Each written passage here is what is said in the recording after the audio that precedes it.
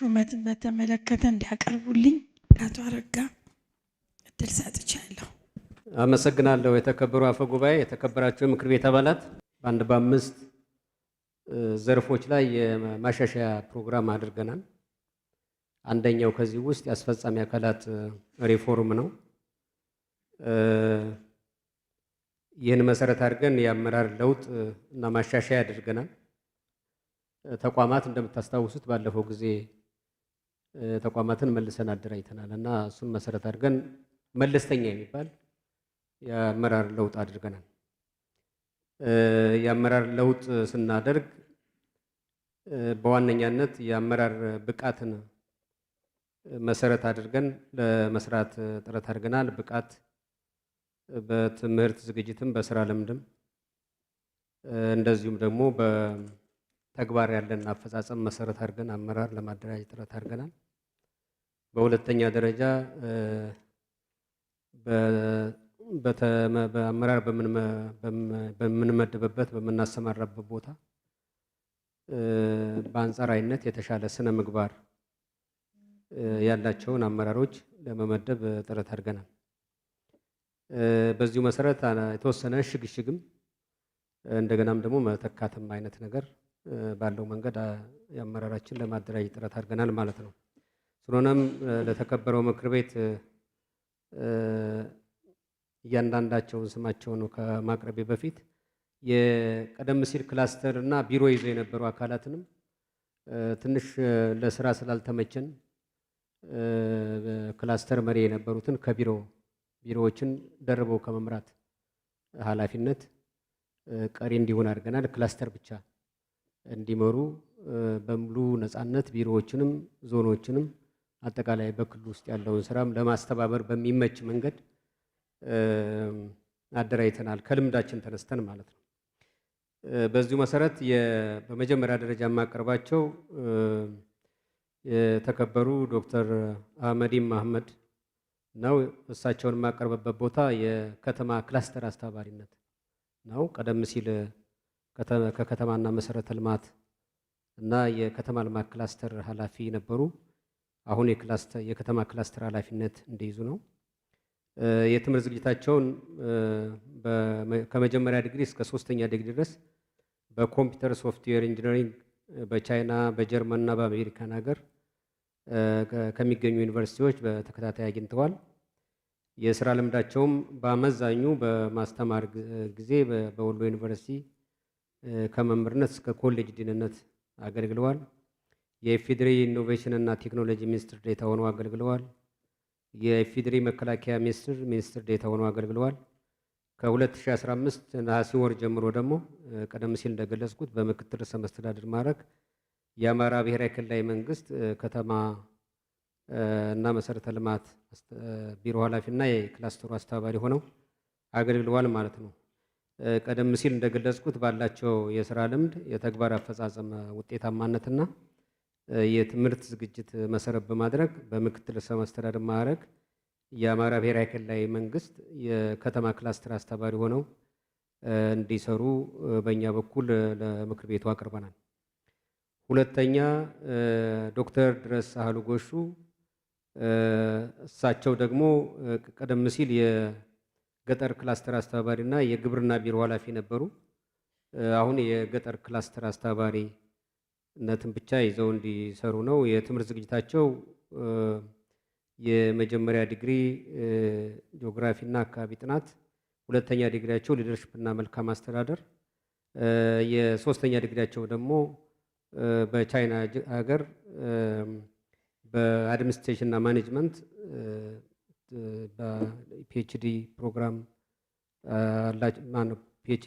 ተከታትለው ፒኤችዲ ያላቸው ማለት ነው። የስራ ልምድን በተመለከተ በወረዳ አመራርነት ግብርና ጽሕፈት ቤትን ጭምር በመምራት በባህር ዳር ከተማ ተቀዳሚ ከንቲባ በ2015 ጀምሮ ደግሞ ቀደም ሲል እንደገለጽኩት በምክትል ርዕሰ መስተዳድር ማዕረግ የአማራ ብሔራዊ ክልላዊ መንግስት ገጠር ክላስተር አስተባባሪና ግብርና ቢሮ ኃላፊ ሆነው አገልግለዋል።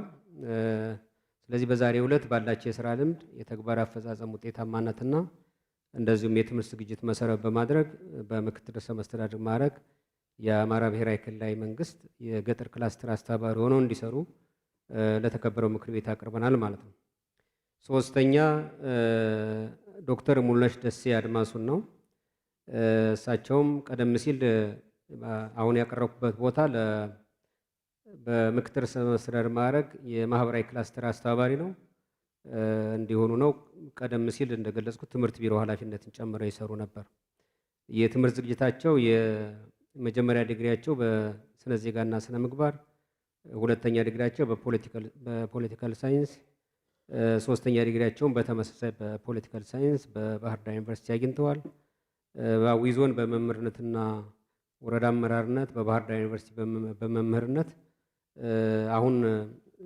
ከአሁን በፊት ደግሞ በምክትል ርዕሰ መስተዳድር ማዕረግ የአማራ ብሔራዊ ክልላዊ መንግስት ማህበራዊ ክላስተር አስተባባሪና ትምህርት ቢሮ ኃላፊ ሆነው አገልግለዋል። እሳቸውንም ባላቸው የስራ ልምድ የተግባር አፈጻጸምና የትምህርት ዝግጅት እንደዚሁ የማህበራዊ ክላስተር አስተባባሪ እንዲሆኑ በእጩነት አቅርቤያለሁ ማለት ነው። አራተኛ በዶክተር አማኑኤል ፈረደ አያሌውን ነው። ለእሳቸውን ለእጩነት ያቀረብኩበት ቦታ በምክትል ርዕሰ መስተዳድር ማዕረግ የአስተዳደር ክላስተር አስተባባሪ ነው። እሳቸው በትምህርት ዝግጅታቸው የመጀመሪያ ዲግሪ በታሪክና ሲቪክስ፣ ሁለተኛ ዲግሪያቸውን ደግሞ በማስተርስ ኦፍ ቢዝነስ አድሚኒስትሬሽን በጎንደር ዩኒቨርሲቲ እንደዚሁም በቻይና ቤጂንግ ከሚገኙ ዓለም አቀፍ የቢዝነስ እና ኢኮኖሚክስ ትምህርት ቤት በፐብሊክ ፖሊሲ ኤንድ ፐብሊክ ማኔጅመንት ሶስተኛ ዲግሪያቸውን አግኝተዋል። የስራ ልምድን በተመለከተ በማዕከላዊ ጎንደር ዞን በተለያዩ ወረዳዎች አገልግለዋል። እንደዚሁም ደግሞ የማዕከላዊ ጎንደር ዞን የአደረጃጀት ዘርፍ ኃላፊ ወይም ደግሞ የዞኑ አስተዳዳሪ የአደረጃጀት አማካሪ ሆነው አገልግለዋል። እንደዚሁም የአማራ ብሔራዊ ክልላዊ መንግስት የርዕሰ መስተዳድሩ የአደረጃጀት አማካሪ ሆነው አገልግለዋል። ወደ ትምህርት እስከሄዱበት ደግሞ ድረስ ደግሞ ለፒኤችዲ ማለት ነው የአማራ ብሔራዊ ክልላዊ መንግስት ወጣትና ስፖርት ቢሮ ኃላፊ ሆነው አገልግለዋል። ከትምህርታቸውን አጠናቀው ከመጡ በኋላ የርዕሰ መስተዳድሩ ልዩ አማካሪ ሆነው አገልግለዋል ማለት ነው። በዛሬው ዕለት ቀደም ሲል እንደገለጽኩት በምክትል ርዕሰ መስተዳድር ማዕረግ የአስተዳደርና ክላስተር አስተባባሪ ሆነው ባላቸው የስራ ልምድ የተግባር አፈጻጸምና የትምህርት ዝግጅት እዚህ ቦታ ላይ እንዲያገለግሉ በእጩነት አቅርቤያለሁ። አምስተኛ ለአማራ ብሔራዊ ክልላዊ መንግስት ገቢዎች ቢሮ ኃላፊነት ነው። እሳቸውን ዶክተር መንገሻ ፋንታው ንጋቱን ነው። ቀደም ሲል የአማራ ብሔራዊ ክልላዊ መንግስት የመንግስት ኮሚኒኬሽን ቢሮ ኃላፊ የነበሩ ማለት ነው። የእሳቸው የትምህርት ዝግጅትን በተመለከተ የመጀመሪያ ዲግሪ በአካውንቲንግ፣ ሁለተኛ ዲግሪ በአርባን ማኔጅመንት፣ ሶስተኛ ዲግሪያቸው ደግሞ በቢዝነስ ኤንድ ኢኮኖሚክስ የተመረቁ ናቸው። የስራ ልምዳቸው በመጀመሪያ በመምህርነት እና በወረዳ አመራርነት አገልግለዋል። ሰሜን ወሎ ዞን ላይ የገቢዎች መምሪያ ኃላፊ ሆነው አገልግለዋል። እንደዚሁም ደግሞ ክልል ላይ ቀደም ሲል የገቢዎች ባለስልጣን የግብር ትምህርትና ኮሚኒኬሽን የስራ ሂደት ሆነው አገልግለዋል።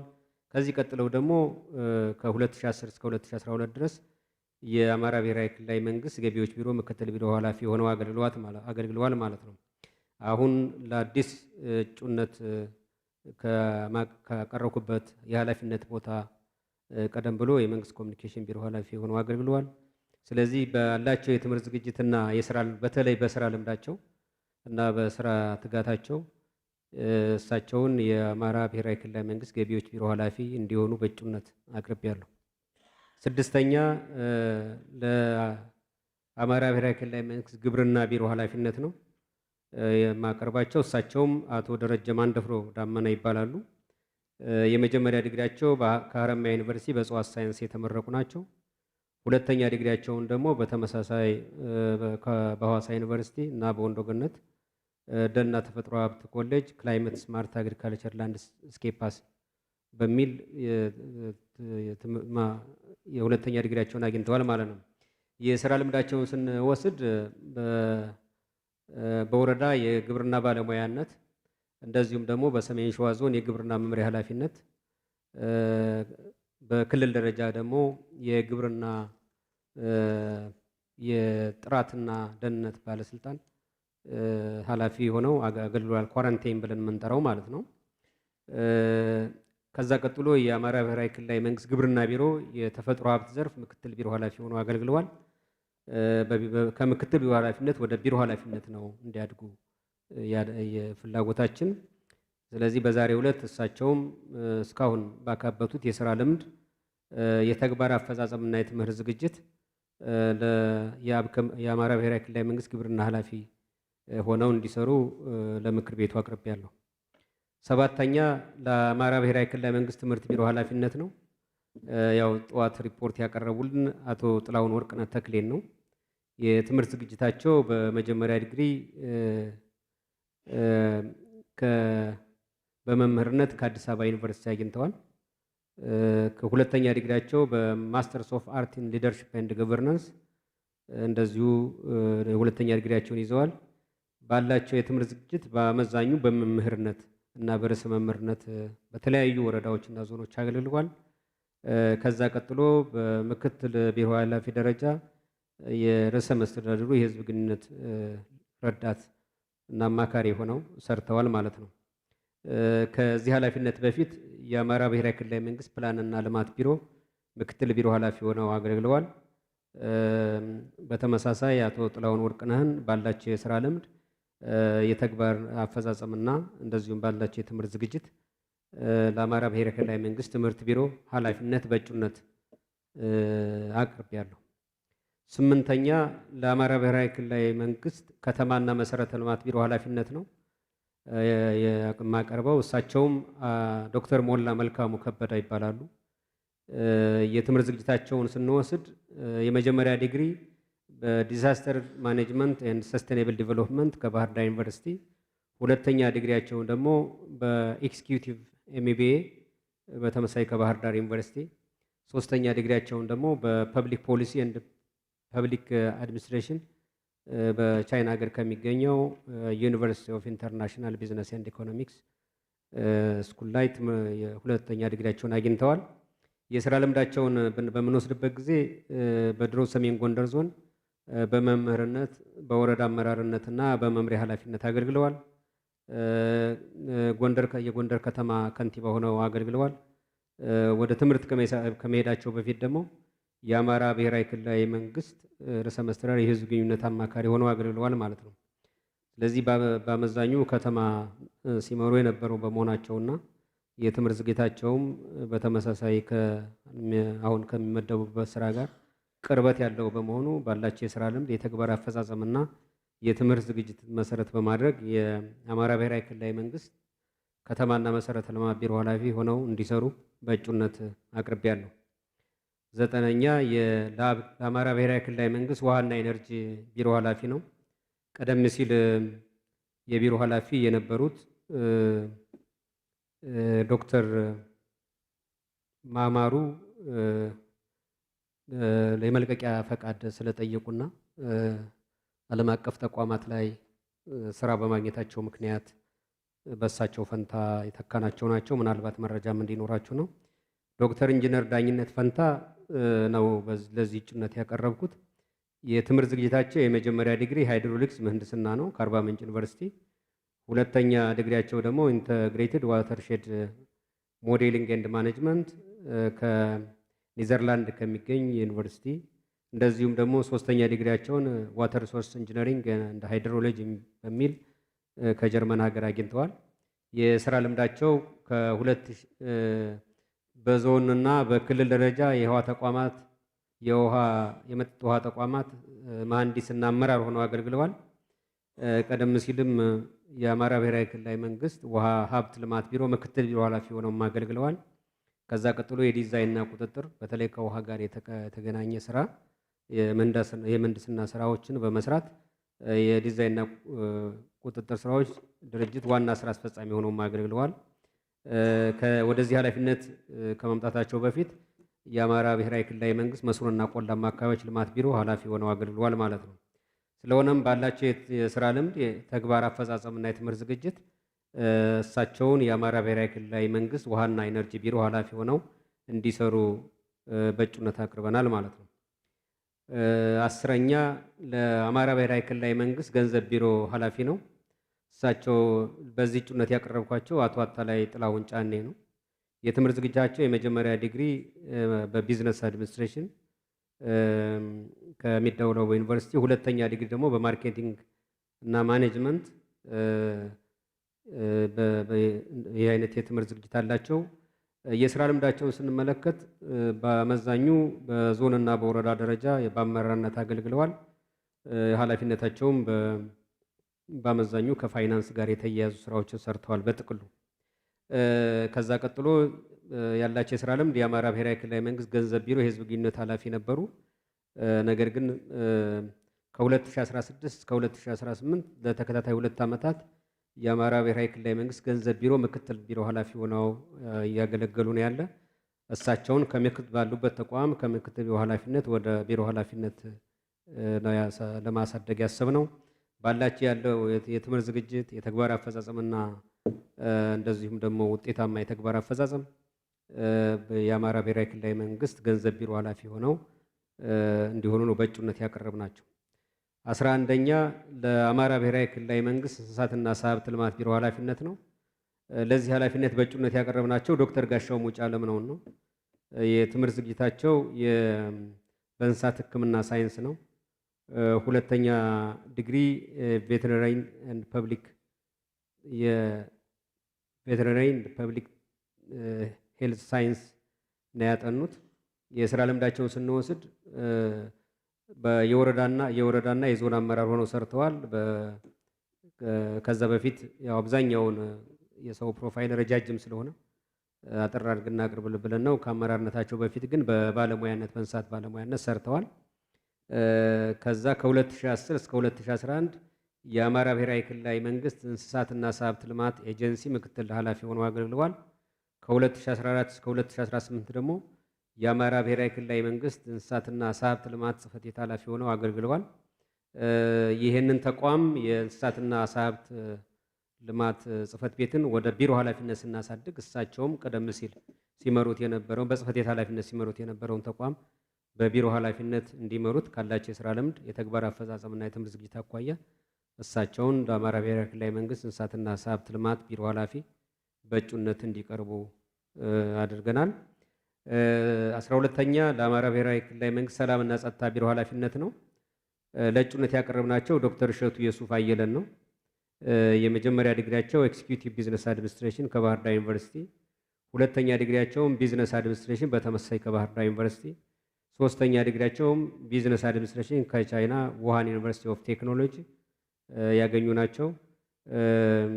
ደቡብ ወሎ ዞን ላይ በተለያዩ ወረዳዎች በመምሪያ ኃላፊነት፣ በጸጥታ ቢሮ ምክትል ኃላፊነት፣ በደቡብ ወሎ ዞን በዞን አስተዳዳሪነት እንደዚሁም ደግሞ በአማራ ብሔራዊ ክልላዊ መንግስት ይህን ኃላፊነት እስከሚይዙበት ድረስ የሰላምና ጸጥታ ቢሮ ምክትል ቢሮ ኃላፊ ሆነው እያገለገሉ ነው ያሉ። በተደጋጋሚ ቢሮ ኃላፊውም ከለቀቁ በኋላ ቢሮውን ወክለው ለረጅም ጊዜ የሰሩ ናቸው። ዛሬም ላይ ባላቸው የስራ ልምድ የተግባር ውጤታማነትና የትምህርት ዝግጅት አኳያ የአማራ ብሔራዊ ክልላዊ መንግስት አስተዳደርና ጸጥታ ቢሮ ወይም ሰላምና ጸጥታ ቢሮ ኃላፊ ሆነው በእጩነት እንዲቀርቡ ነው። በመጨረሻ ወይም 13ኛ ለአማራ ብሔራዊ ክልላዊ መንግስት ኮሚኒኬሽን ቢሮ ኃላፊነት ነው። ለዚህ ኃላፊነት በእጩነት ያቀረብኳቸው አቶ አባይ መንግስቴ ሰላም ሰውን ነው። የትምህርት ዝግጅታቸው የመጀመሪያ ዲግሪ በቱሪዝም ማኔጅመንት ነው። ሁለተኛ ዲግሪያቸው እንደዚሁ በቱሪዝምና ቅርስ አስተዳደር ነው። የስራ ልምዳቸውን ስንወስድ በድሮ ሰሜን ጎንደር ዞን፣ በማዕከላዊ ጎንደር ዞን በወረዳና በዞን አመራርነት አገልግለዋል። እንደዚሁም በምክትል አስተዳዳሪነት ሰሜን ጎንደር ዞንን መርተዋል። ወደዚህ ኃላፊነት ከመምጣታቸው በፊት የአማራ ብሔራዊ ክልላዊ መንግስት ባህልና ቱሪዝም ምክትል ቢሮ ኃላፊ ሆነው አገልግለዋል ማለት ነው። ስለሆነም ባላቸው የተግባር አፈጻጸም ውጤታማነት በተወሰነ ደረጃም ባላቸው የትምህርት ዝግጅት የአማራ ብሔራዊ ክልላዊ መንግስት ኮሚኒኬሽን ቢሮ ኃላፊ ሆነው እንዲሰሩ እና አጠቃላይ እስካሁን ያቀረብኳቸውን እጩዎች የተከበረው ምክር ቤት ተቀብሎ እንዲያጸድቅልኝ በትህትና ጠይቃለሁ። በጣም አመሰግናለሁ። ይህንኑ ታሳቢ አድርገን ሀሳብ አስተያየት ካለ ተከበሩ አቶ አገኘሁ። ክቡር ርዕሰ መስተዳድር ያቀረቧቸውን ተሿሚዎች ማንነት ምስክርነት ለመስጠት ነው። ሁሉንም አመራሮች ዘመናት አብሬያቸው ሰርቻለሁ። ቀጥታ አመራር በመስጠትም አብረውኝ የሰሩ ጓዶች ናቸው፣ ልጆች ናቸው። ስለዚህ ክቡር ርዕሰ መስተዳድሩ ሲያቀርቡም በስራ አፈጻጸማቸው፣ በትምህርት ዝግጅታቸው፣ በስነ ምግባራቸው በጣም የተሻሉ ብለን የምንጠራቸውና አንዳንዶቹ ከወረዳ ጀምረው እስከ ክልል ድረስ በመልፋት ይህን ህዝብ እና ክልል በማገልገል ወጣው ወርደው ዋጋ የከፈሉ ናቸው። በሙያቸውም የተመሰከረላቸው ናቸው። በተለይ ኢኮኖሚ ሴክተር ላይ የተመደቡት ሰዎች ስናያቸው በሙያቸው የተሻለ ብቃት ያላቸውና የተመሰከረላቸው ሰዎች ናቸው። ስለሆነም ይሄ ክልል አሁን ባለበት ተጨባጭ ሁኔታ ወደፊት ትራንስፎርም ለማድረግና ባለፈው ጊዜ ያጸደቅነው የ25 ዓመት ሁለንተናዊ እቅድን ተግባራዊ ለማድረግ በሚደረግ እንቅስቃሴ ውስጥ ክልሉን የተሻለ ያሻግሩታል ተብሎ የሚታሰቡ ልጆች ናቸው። ስለዚህ እነዚህ ሰዎች በተሰጣቸው ኃላፊነት ውጤታማ ሆነው ይሰራሉ የሚል ግምገማ ነው ያለኝ።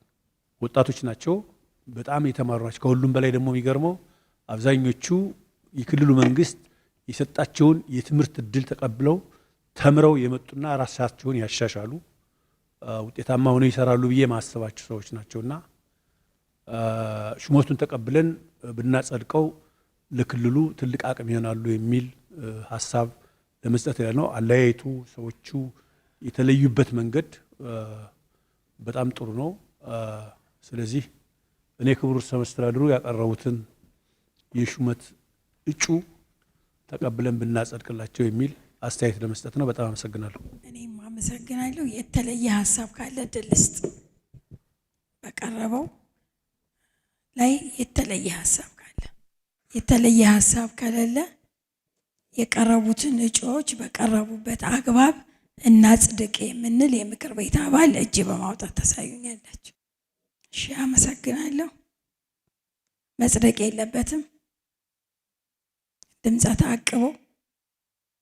ስለዚህ በቀረበበት አግባብ ዛሬ በዋለው የምክር ቤት አባል ሹመቱ ጸድቋል። በመቀጠልም ሹመታቸው ለተሰጡት ቃለ መሐላ እንዲያስፈጽሙልን በአክብሮት እጠይቃለሁ። መጀመሪያ የክላስተር አስተባባሪዎች። እሺ፣ አመሰግናለሁ። የተከበሩ አፈ ጉባኤ፣ የተከበራቸው የምክር ቤት አባላት፣ ክቡራን ተሿሚዎች የቀኝ እጃችሁን ወደ ላይ ታረጉና እኔ የምለውን አብራችሁ ትላላችሁ። እኔ በዛሬው ዕለት በክልሉ ምክር ቤት ፊት ቀርቤ ምክር ቤት የማህበራዊ ክላስተር አስተባባሪ ምክትል ርዕሰ መስተዳድር ማዕረግ ሆኜ ስሾም ለሕገ መንግስቱ ታማኝ በመሆን ከክልሉ መንግስትና ሕዝብ የተጣለብኝን ኃላፊነት በቅንነት በታታሪነት እንዲሁም ሕግና አሰራርን መሰረት በማድረግ ስራዬን ለመፈጸም ቃል እገባለሁ። አመሰግናለሁ። መልካም ስራ። እኔም እጅግ አድርጌ አመሰግናለሁ። መልካም የሥራ ዘመን። በመቀጠል የቢሮ ኃላፊዎች። አመሰግናለሁ። የተከበሩ አፈ ጉባኤ፣ የተከበራችሁ የምክር ቤት አባላት፣ ክቡራን ተሿሚዎች ቀኝ እጃችሁን ወደ ላይ አንስታችሁ ከኔ ጋር እኔ የምለውን ትላላችሁ። እኔ በዛሬው ዕለት በክልሉ ምክር ቤት ፊት ቀርቤ የገቢዎች ቢሮ ኃላፊ ሆኜ ኃላፊነት ሲሰጠኝ ለሕገ መንግስቱ ታማኝ በመሆን ከክልሉ ሕዝብና መንግስት የተጣለብኝን ኃላፊነት በቅንነት በታታሪነት እንዲሁም ሕግና አሰራርን መሰረት በማድረግ ለመፈጸም ቃል እገባለሁ። አመሰግናለሁ። እኔም አመሰግናለሁ። መልካም የሥራ ዘመን። ክቡር አቶ አለማን ታግደው ላስፈጸሙልን ቃለ መሐላ እጅግ አድርጌ አመሰግናለሁ። 6ኛ ዙር 5ኛ ዓመት የሥራ ዘመን 11ኛ መደበኛ ጉባኤ በዚሁ ተጠናቋል። አመሰግናለሁ።